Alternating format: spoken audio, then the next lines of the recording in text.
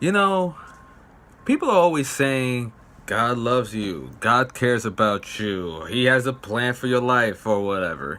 And that's great. I honestly do that. I mean, by the way, that's not sarcastic. I really do believe that. I agree with that. All that stuff is right here. But they never say why God loves you. I'm the kind of person that I need details. I can't just be told something and then just take it. I need to understand why, and I tend to get a little obsessed over that. uh, the good news is that I'm not the only one that gets obsessed over that. There are people out there that gets obsessed over that too. They need to understand more than just the statement. I've been thinking about that, and I believe I may have come to a very small conclusion of that. And I'm going to share that today. Uh, why does God love us?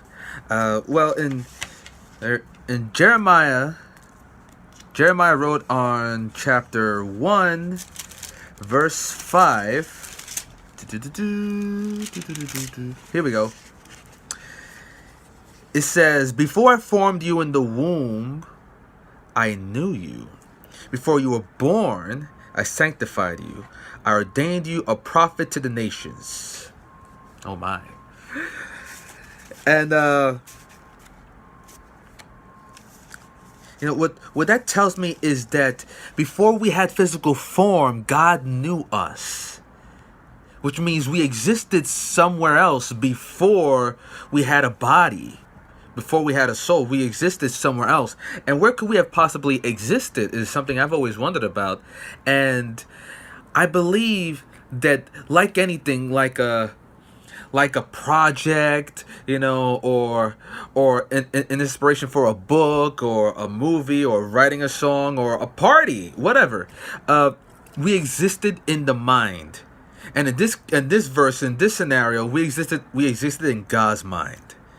God came up with an idea, and the idea was us. Like for example, here's a celebrity sort of. God wanted someone that could reach into the Christian community and be inspirational, and uplifting. And because of that, He created Joel Osteen. And and that's just one of many ideas, many whatever. Anyway, the point is that we're an idea in God's mind. And that's why He loves us so much. Is because I don't know about you guys, but whenever I have a personal project in mind that I'm working on, I tend to get very protective of it.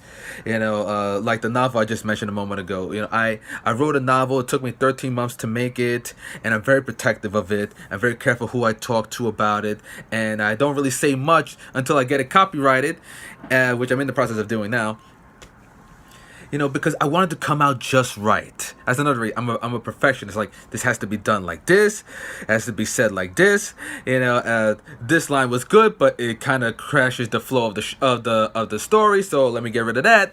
Or this line's not good at all. So let me get rid of that. So I'm a perfectionist with it because I want it to come out right.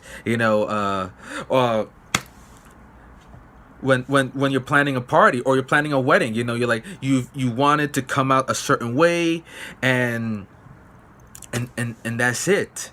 And that's one of the reasons why God loves us, is because not only are we His kids, but He has an idea for us. People are always praying, oh, that we need this or we need that and everything, and sometimes God doesn't send the miracle in the form of some sort of event.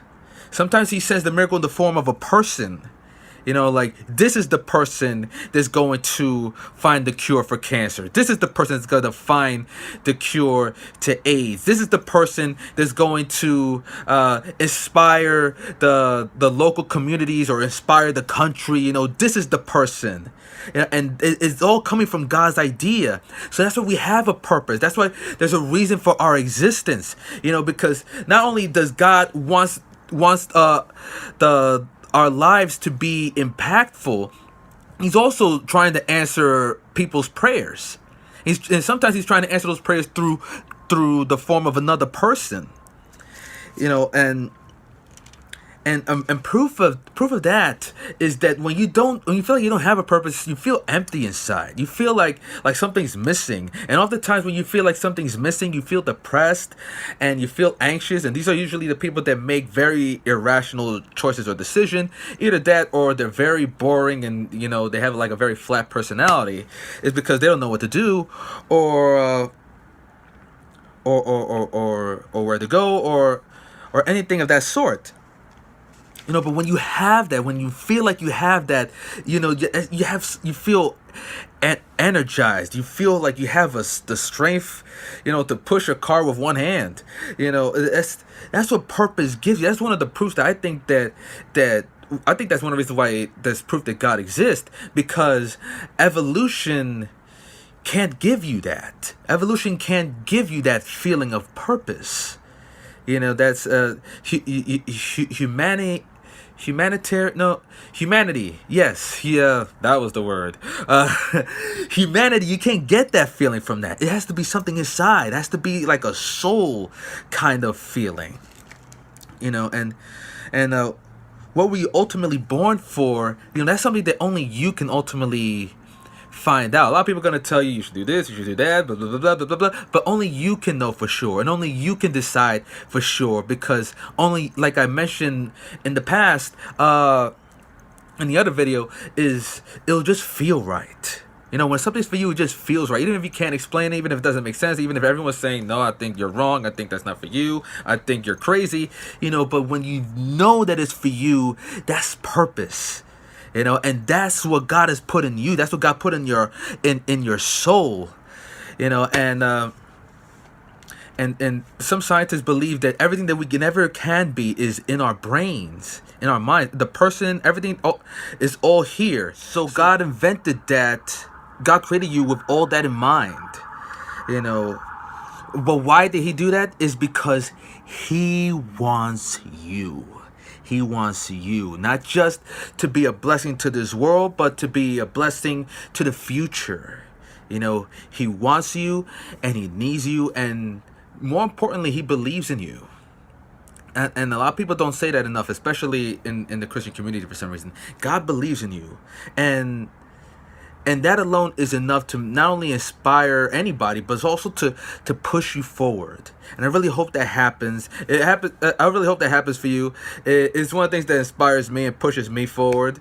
And it's a healthy reminder. So anyway, that's it for now. I hope you guys are blessed.